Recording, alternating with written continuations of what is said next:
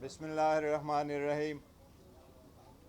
आज 28 अप्रैल 2024 को आज़ाद अदलिया के लिए एक अफसोसनाक दिन है।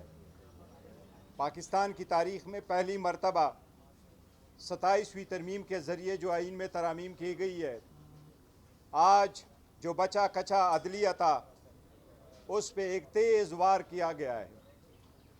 आज सुप्रीम जुडिशल काउंसिल की हियरिंग हुई। ये प्रोसीडिंग्स 4 घंटों पर मुश्तमिल रही। 1 बजे से 5 बजे तक हियरिंग हुई। 4 सिटिंग कमीशन के हुए। इनमें से 5 हाई कोर्ट के जजेस इस्लामाबाद हाई कोर्ट से जो दूसरे केसेस कोर्ट्स में ट्रांसफ़र होने थे उनको कंसिडर किया गया। जस्टिस अरबाब ताहिर साहब को और खादिम सुमरो साहब की रिक्विजिशन को chief justice Islamabad high court ने ड्रॉप किया है। बाकी 3 जज साहिबान बाबर सत्तार साहब पेशावर हाई कोर्ट ट्रांसफ़र हो गए बाय मेजॉरिटी। इसी तरीके से मोहसिन कियानी साहब लाहौर का हाई कोर्ट ट्रांसफ़र हो गए बाय मेजॉरिटी और समन रिफत साहिबा ट्रांसफ़र हो गई है Sindh high court by majority. हम समझते हैं ये आज़ाद अदलिया की पे एक वार है। इससे अदलिया का बचा कचा ढांचा भी नहीं रहेगा। इससे मकसूद एक वेव आवाम को देना था कि आज़ाद अदलिया में वो जज होंगे जो मनपसंद होंगे, फ़ैसले भी वो जो मनपसंद होंगे। ये आज़ाद अदलिया के कंसेप्ट के ख़िलाफ़ है। 50 सालों में कभी ऐसा नहीं हुआ था। हमारा मंशट बड़ा क्लियर था। कमीशन के सामने अगरचे उनके रीज़न्स का हम जिक्र नहीं कर सकते, वो इन कैमरा प्रोसीडिंग्स है, लेकिन पाकिस्तान तहरीक इंसाफ का पहले से हमेशा ये मौक़िफ़ रहा है कि ना पेशावर हाई कोर्ट में, ना सिंध और लाहौर हाई कोर्ट में बेहतरीन जजेस की कमी है, न इस्लामाबाद हाई कोर्ट के जजेस उन हाई कोर्ट्स के जजेस से ज़्यादा काबिल है, न वहाँ जजेस की कमी है। इस वक्त सारे हाई कोर्टों में फुल स्ट्रेंथ जजेस की मौजूद है। ऐसे वक्त में जजेस को ट्रांसफ़र करना इस अदलिया को मज़ीद डिवाइड करना है।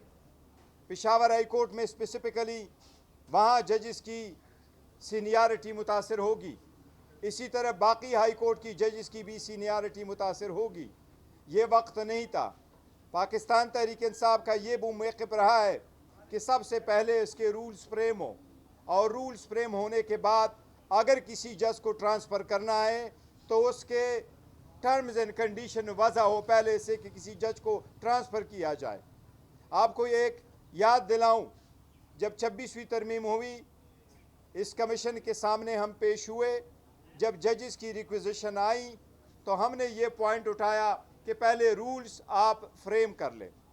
कमीशन ने यूनानिमसली ये फ़ैसला किया था कि कमीशन सबसे पहले रूल्स फ्रेम करेगी, उसके बाद कमीशन फर्दर प्रोसीड करेगा कि किस तरह लीगों को इन जजेस को की अपॉइंटमेंट होनी है।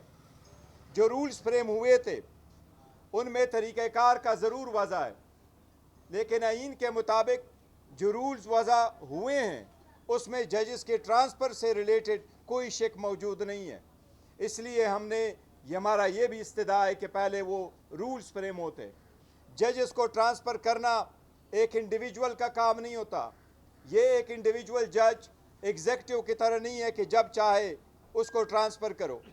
सिविल सर्वेंट रूल्स प्रोवाइड करते हैं कि सरकारी मुलाजमीन सदर की खुशी तक जहां वो चाहे पाकिस्तान के किसी कोने में भी वो सर्व कर ले, लेकिन हाई कोर्ट्स के जजेस आर्टिकल 200 का हल्फ लेते हैं और इन जज साहिबान ने जिस वक्त हल्फ लिया था तो उस आर्टिकल 200 में यही लिखा था कि उनके मर्ज़ी और मंशे के बग़ैर इनको किसी और कोर्ट में ट्रांसफ़र नहीं किया जाएगा।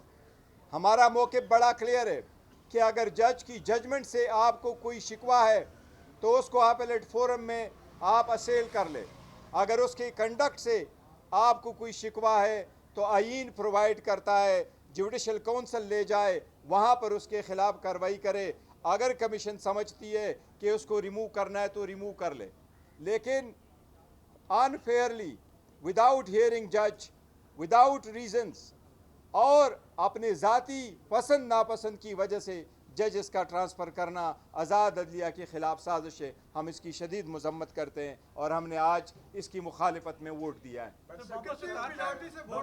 अली ज़फ़र साहब एक दो मिनट बयान करना चाहूँगा। जजेस का मैं एक जजेस के अलावा मैं आज एक खान साहब के सेहत के बारे में ये अर्ज़ करूँ साहब। आज मुझे इतला दी गई थी खान साहब के सेहत के बारे में भी। मुझे मैसेज आया कि लास्ट नाइट खान साहब को शिफ्ट किया गया है हॉस्पिटल। मैंने पूछा है और मुझे ये बताया गया कि उसको आई के इंजेक्शन के लिए और मेडिकल चेकअप के लिए ट्रांसफ़र किया गया है। हमारा मुतालिबा बड़ा क्लियर है, खान साहब की सेहत के बारे में इसको लाइट ना ले। पूरे पाकिस्तान तहरीक इंसाफ, इसके पार्लियामेंटेरियन, KPK गवर्नमेंट और हर पाकिस्तानी इस बात पे तशवीश में है बुशरा बीबी और ख़ान साहब को फिलफोर हॉस्पिटल शिफ्ट करे। उनका इलाज और टेस्ट उनके ज़ाती मालिज की ज़ेर निगरानी ख़ानदान के अफराद के मौजूदगी में करे। खान साहब को रात के अंधेरी में लाना, उसको वापस ले जाना, फैमिली को ना बताना और आखिर में इन्फॉर्म करना, ये मुनासिब नहीं है, ये गलत है। ये उनका फंडामेंटल राइट्स है कि उनको बेहतरीन ट्रीटमेंट दी जाए। ये उनका फंडामेंटल राइट्स है कि उनके फैमिली मेम्बर उनसे मिले। आज मैंने भी मिलना था, लेकिन आज 5 बजे तक 4 बजे तक टाइम है। 1 बजे से हम 5 बजे तक पूरे कमीशन में बिजी थे, लेकिन मेरी इतला ये है कि आज भी ख़ानदान की मुलाकात नहीं हुई है। हम उसकी भी बड़ी मजम्मत करते हैं। मैं एक अपील आखिर में करूँगा, मुल्क इसी तरीके से नहीं चल सकता। ऐसे तरीके से मुल्क नहीं चल सकता कि सिर्फ